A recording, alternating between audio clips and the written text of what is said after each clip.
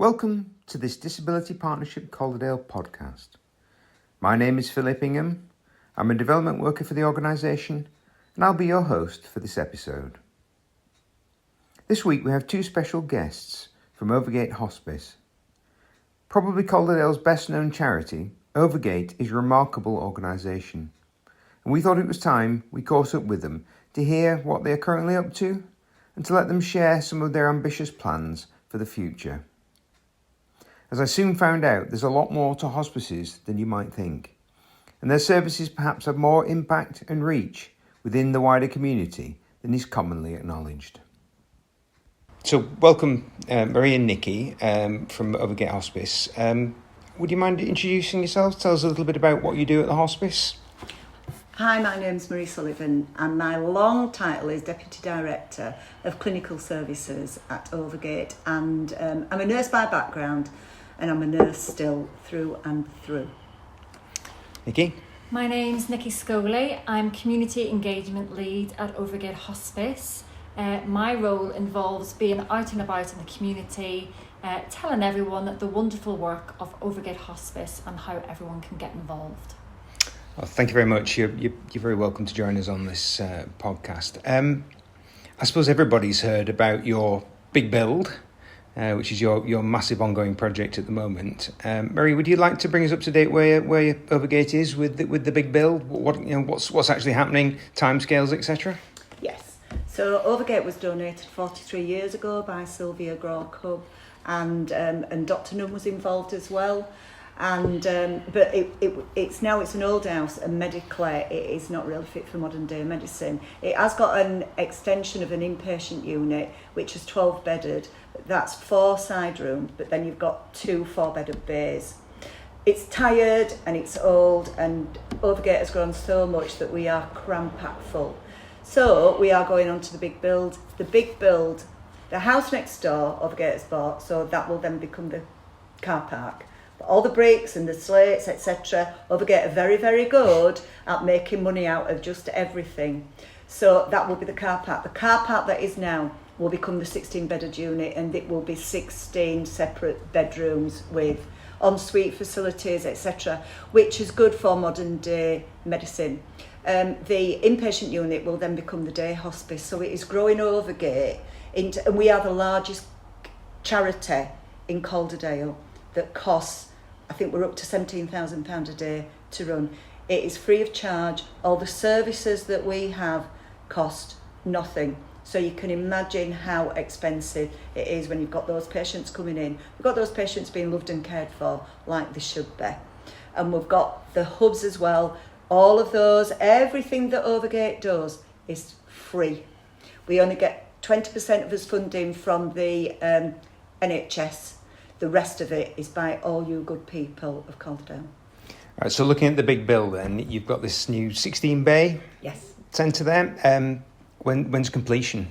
So the 16-bedded separate units will be, we're starting April next year, and it's going to be around about 18 months. So it's going to be towards the end of 2027 where we will be up and running. So how will that affect your capacity? What does that take your capacity from now to? So we're 12 bedded at the moment, and it will take our capacity up to 16. And also with having separate rooms, it stops us having to sometimes say no to a male patient coming in because the male 4-bedded is full and we haven't got any side rooms, where it won't matter whether you're male or female because they'll be in separate rooms. So that in itself will help greatly. So it's an upgrade, not in just in terms of capacity, but also in the quality that you're going to be able to offer. Absolutely, everything. Yeah. Right, moving on. You've got a couple of big sort of activities coming up. You've got the Midnight Walk in September. Can you tell us a little bit about the Midnight Walk, Nicki? Yeah, of course. So as Marie said, it costs a lot of money to run Overgate every day, so we have to put on lots of different events to help raise money to keep our doors open. One of our flagship events is the Midnight Walk. So it's coming up on the 14th of September, and it's starting at a new venue this year. We're starting at Dinclough this year. We're doing one route this year, which is a 10-mile route across Calderdale. The route is kept secret until the night. We are encouraging everyone to sign up. It's a really lovely evening. Lots of families do it together, and it's a lovely time that people can remember those ones that they've loved. So yeah, we've got a memory wall, we've got lots of activities going on, and it's just a really fun evening. Lots of marshals and lots of the team will be there to point people in the right direction on the night. And do you need to sign up beforehand? Yes, you can sign up on our website, so it's overgatehospice.org.uk, and it's £18 per adult to sign up. If you can't make it, how can you contribute? You can just go onto our website and you can donate through our website if somebody wants to get involved, or there's lots of people on social media that have got different Just Giving pages, so I'm sure there'll be somebody that you know that's getting involved. Excellent. So it sounds like a wonderful event. A fairly recent development you've sort of put together have been your community hubs, which are spreading through Calderdale. Can you give us an update on that, Marie? Yep, we've got 5 community hubs now, which will be going up to 6 in the very, very near future.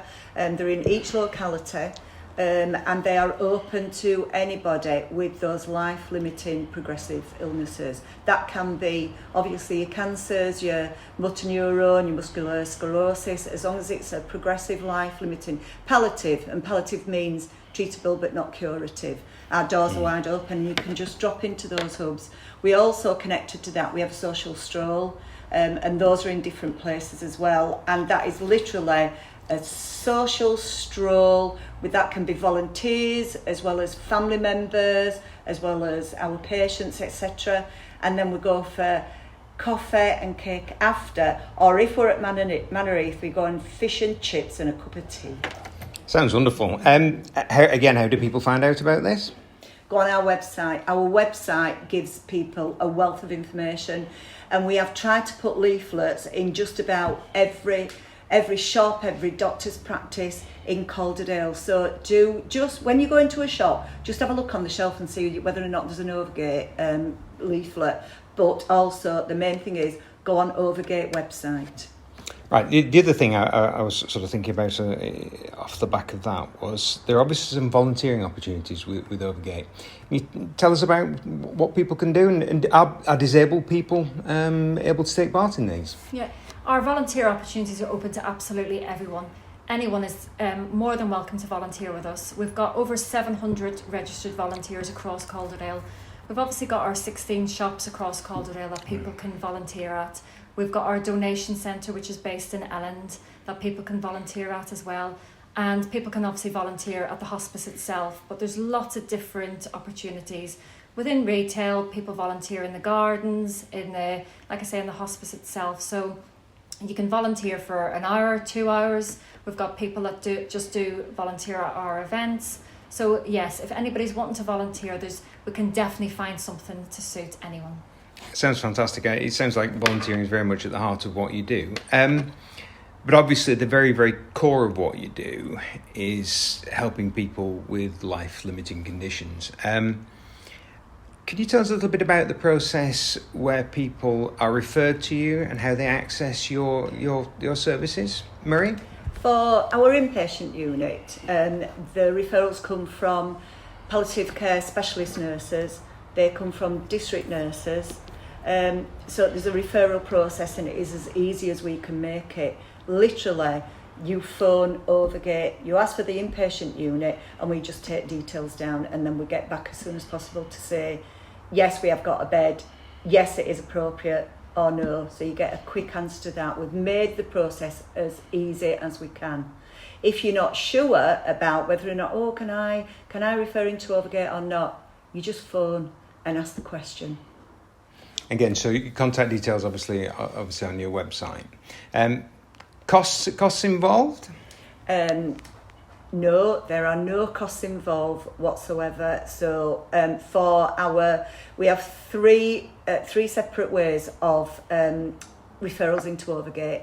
One is end of life, another is complex symptoms, but the other one is respite. So we can have somebody that'll come in for a week, so their loved ones can go and we've known people to get on a plane with their friends and go abroad and have a good time. You can still visit, obviously, but that respite time is for those carers to have that respite and for their loved one to get spoilt rotten at Overgate. And just to say as well that Overgate is a nice, bright, light place, and it's not all doom and gloom. And one of the biggest things that we need to get away from is that hospices is for end of life. A hospice, even at end of life, is for somebody to live their life as long as their life can be good, caring, loving environment, which is Overgate. So when we were talking earlier, you mentioned what you might call the myth of hospices, where it's a place to go to die. Once you go through the doors, you won't get out. Sounds like a very different place in reality, actually. It is a very different place, and I think it's now 35% of our patients get discharged home. We know some patients for years and years. With modern medicine now, thankfully, even people with a progressive life-limited illness can live for years and years and years, thank goodness. We've done weddings, we got tickets for VIP tickets for George Ezra not so long ago. We had Vinnie Jones FaceTime with our patients. We had Brian Adams sent a video message to a patient who couldn't actually attend his concert. We did a living wake on Sunday. You name it, we have done it. I think most people who actually know Overgate know what an impressive place it is. Marie, Nicki, thank you very much for coming in. I think we've learned a huge amount about that. And we'll be sharing all your details on our website and later in this podcast as well. So thanks both for coming in, and good luck with all the projects. Thank you for having us. That's Thank great. you. Thank you.